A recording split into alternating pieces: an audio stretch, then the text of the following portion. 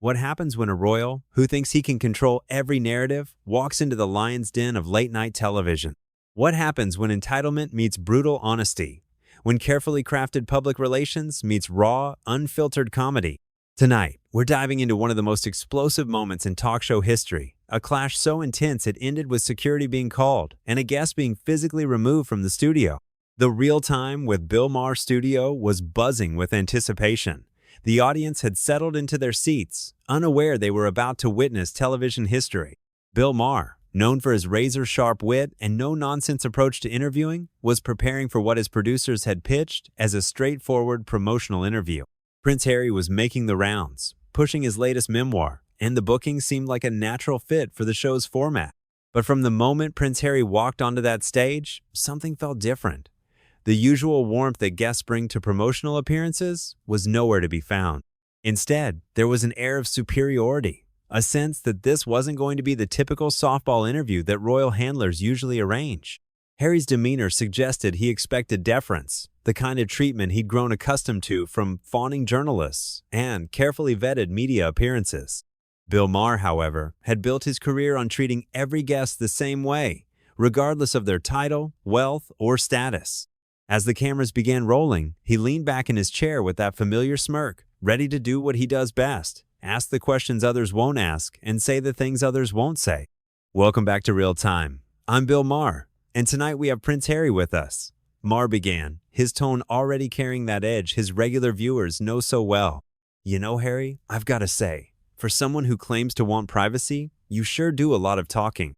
The comment landed exactly as Maher intended, drawing laughter from the studio audience. But Harry's reaction was immediate and telling. His jaw tightened, his posture stiffened, and for a brief moment, the carefully constructed media persona slipped away, revealing something much less pleasant underneath.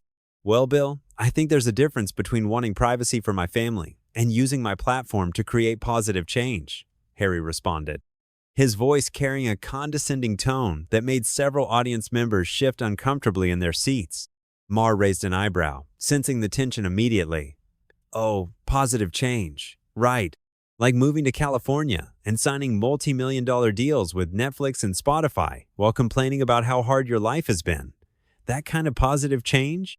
The audience erupted in laughter and applause, but Harry wasn't finding any of this amusing. His handlers, positioned just off camera, were already exchanging worried glances. This wasn't going according to their carefully planned script, and Harry's growing agitation was becoming impossible to hide. I think you're mischaracterizing my intentions, Bill.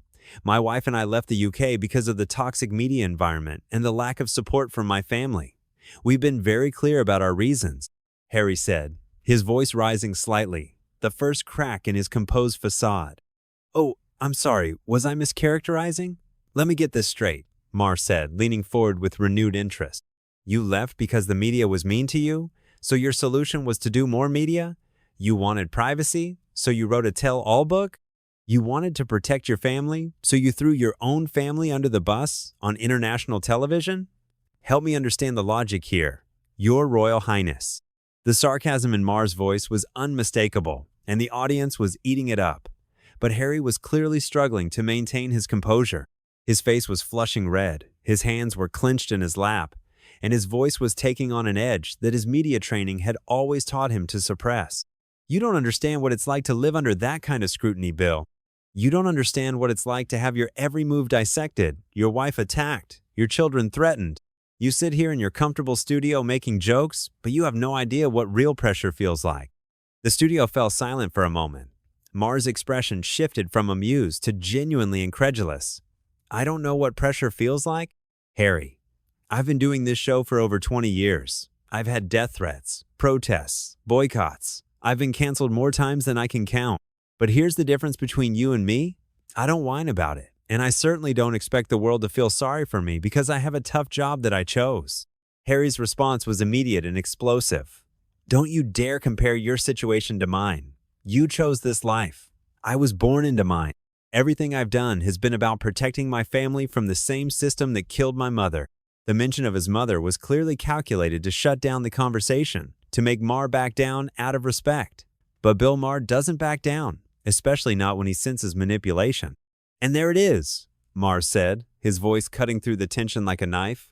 The Diana card. You know, Harry, your mother was beloved because she showed grace under pressure, because she used her platform to help others without constantly talking about how hard it was for her. She didn't spend her time on podcasts complaining about her in-laws or writing books about how terrible her life was. Maybe the problem isn't the system. Maybe the problem is you. The comparison to his mother hit Harry like a physical blow. His face went from red to white in an instant, and for a moment, it looked like he might actually get up and walk off the set. The audience sensed the shift in energy, the laughter dying down as they realized they were witnessing something unprecedented. "How dare you," Harry said, his voice barely above a whisper but filled with venom. "How dare you use my mother's memory to make some cheap point for your audience? You know nothing about her, nothing about what she went through, nothing about what I've been through." Maher didn't flinch. If anything, Harry's reaction seemed to energize him. "I know she didn't spend her time on Oprah's couch throwing her family under the bus for ratings. I know she didn't move to another country and then spend years complaining about the country that gave her everything.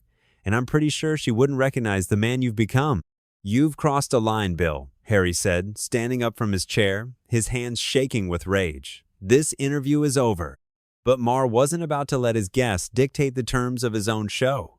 "Sit back down, Harry. You came on my show. You're going to finish this conversation like an adult. Unless you want to prove my point about you being unable to handle any real criticism." The challenge hung in the air like a gauntlet thrown down. Harry's handlers were frantically gesturing from the sidelines, clearly wanting him to leave. But Harry's pride wouldn't let him back down now. He sat back down, but his entire body language screamed hostility. "Fine," Harry said through gritted teeth. "But let's talk about something you might actually understand. Let's talk about your hypocrisy, Bill. You sit here lecturing me about privilege while you live in a mansion in the hills, making millions talking about other people's problems. At least I'm trying to make a difference in the world." Maher laughed, but it wasn't a friendly laugh. "Making a difference? Harry, you've turned victimhood into a career. Your entire brand is built on how hard your life has been. Meanwhile, you're living in a $16 million mansion in Montecito, married to an actress, making money hand over fist by talking about how oppressed you are. If that's making a difference, then I'm the Pope." "You don't know what you're talking about," Harry shot back, his composure completely gone now. "Meghan and I have done more charitable work in the past 3 years than you've done in your entire career. We've raised awareness about mental health, about social justice, about climate change. What have you done besides sit behind this desk and make jokes?" The audience was completely silent now, sensing that this had moved far beyond entertainment into something genuinely uncomfortable. Maher's response was swift and brutal. "What have I done? I've donated millions to charity without making it a public relations campaign. I've supported causes without needing a Netflix camera crew following me around. I've criticized powerful people without expecting them to thank me for it. But here's the real difference between us, Harry. When I help people, I don't spend the next 5 years talking about how hard it was for me to help them." Harry's face was now a mask of pure fury. "You smug, arrogant," he started, then caught himself, clearly struggling to maintain even a shred of dignity. "You think you're so clever, don't you? You think your little jokes make you some kind of truth teller. But you're just a bitter old man who's never had to face real adversity in your life." "Bitter old man?" Maher repeated, his eyebrows raised in mock surprise. "Harry, I'm not the one who moved to another continent because my family hurt my feelings. I'm not the one who spent millions on therapy and then wrote a book about it.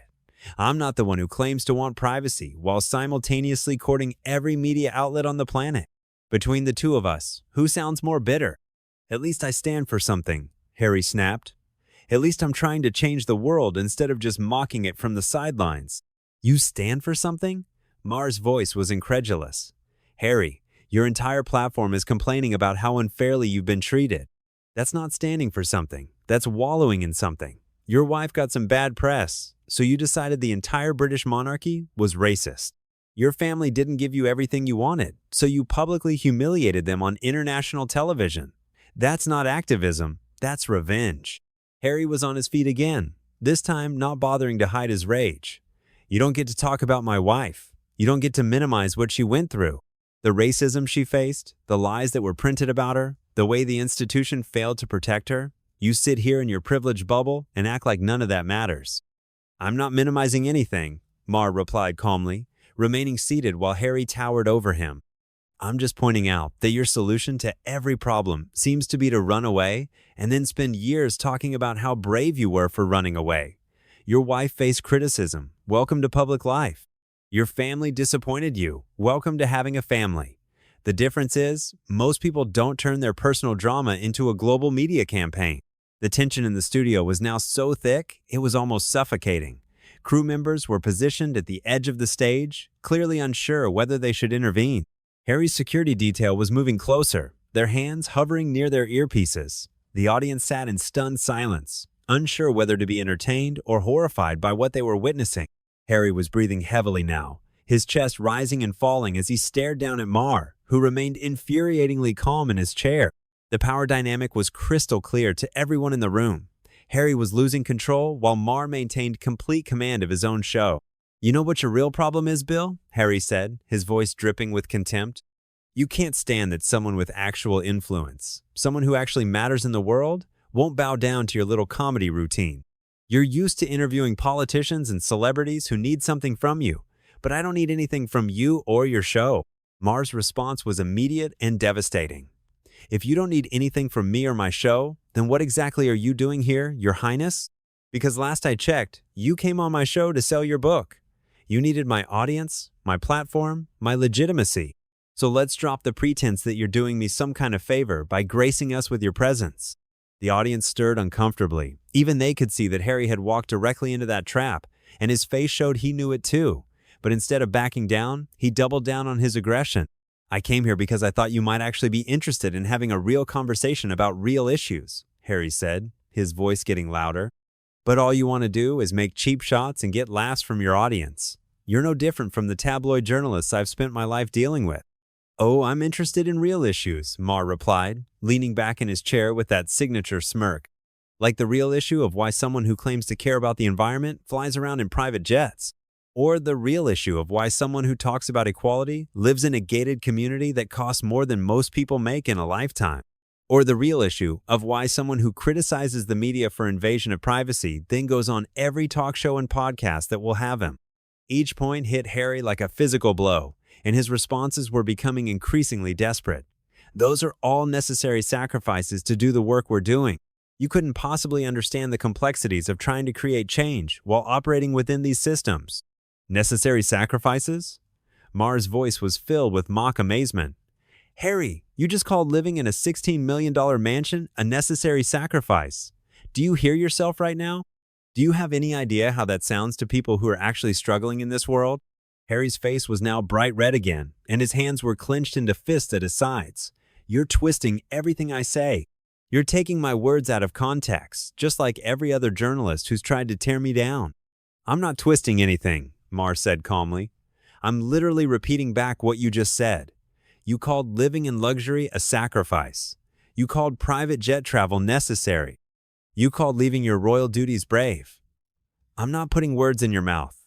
I'm just not letting you get away with the doublespeak you're used to." The breaking point came when Harry, in his frustration, made the mistake of trying to assert his authority. "Do you know who you're talking to? Do you have any idea what my family has given to this world? What we've sacrificed for public service?" The studio fell dead silent. Even the crew stopped moving. Maher's expression shifted from amused to genuinely angry for the first time in the interview. "There it is," Maher said, his voice cutting through the silence like a blade. "The real Harry, not the victim, not the activist, not the concerned humanitarian. Just another entitled rich kid who thinks his last name makes him better than everyone else? Do I know who I'm talking to? Yeah, I'm talking to a guy who was born into incredible privilege and has spent his entire adult life complaining about it." Harry's response was explosive. "You have no right to judge me or my family. You know nothing about the sacrifices we've made, the duty we've carried, the service we've given. Your little comedy show is nothing compared to the responsibility I was born into." "Responsibility you ran away from the moment it got difficult?" Maher shot back. "You want to talk about sacrifice? Let's talk about your grandmother, who served for 70 years without complaining. Let's talk about your father, who's devoted his entire life to public service. Let's talk about your brother, who's carrying on the family tradition while you're in California, making Netflix documentaries about how hard your life is." "Don't you dare bring my family into this," Harry snarled, taking a step closer to Maher's desk. "You don't get to lecture me about my own family. I'll talk about whoever I want on my own show." Maher replied, standing up for the first time, matching Harry's aggressive posture. "This is my house, and if you don't like the conversation, there's the door." Harry's security team was now moving closer, clearly concerned about the escalating situation. The studio audience was completely silent, sensing that they were witnessing something that had moved far beyond entertainment into genuine hostility. "Maybe I should leave," Harry said, his voice shaking with rage. "Maybe I should let you get back to your sad little echo chamber where everyone agrees with your bitter worldview." "Maybe you should," Maher agreed. "But before you go, answer me this, Harry. When you're lying in your mansion tonight, surrounded by all the luxury that your sacrifice has bought you, will you still believe that you're the victim in this story? Will you still believe that the world owes you something because you had a difficult childhood? Or will you maybe, just maybe, consider that the problem isn't everyone else? It's you?" The final question hung in the air like a challenge that Harry simply couldn't ignore. His face contorted with rage as he processed what Maher had just said to him. The suggestion that he was the problem, that his victim narrative was self-created, that his entire worldview was wrong. It was more than his ego could handle. "You arrogant piece of—" Harry started, his voice rising to nearly a shout before he caught himself, realizing that millions would be watching this. But the damage was already done. The mask had completely slipped away, revealing the entitled, angry man underneath the carefully crafted public persona. Maher wasn't finished. "What, Harry? I'm an arrogant piece of what? Come on, say it. Show America what you really think of people who don't bow down to your Royal Highness." Harry's breathing was rapid and shallow now, his entire body trembling with fury.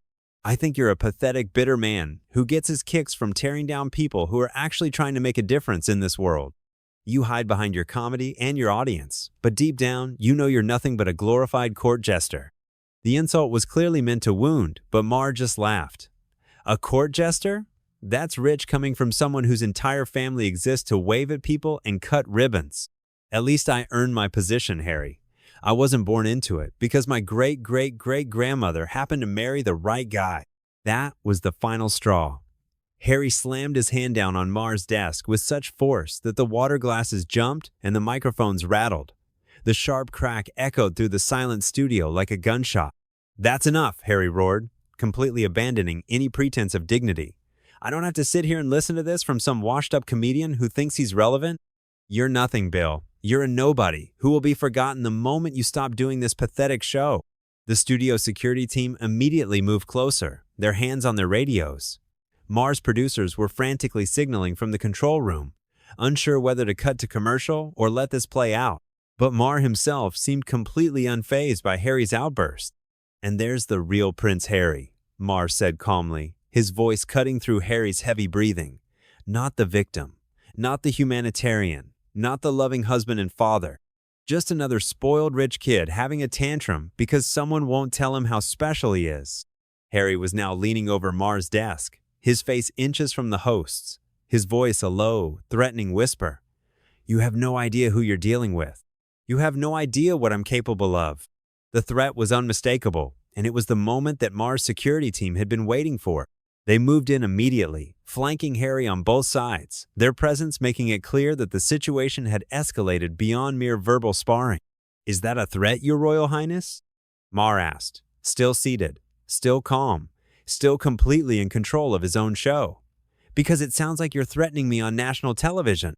Harry seemed to realize what he had just done, the legal and public relations nightmare he had just created for himself.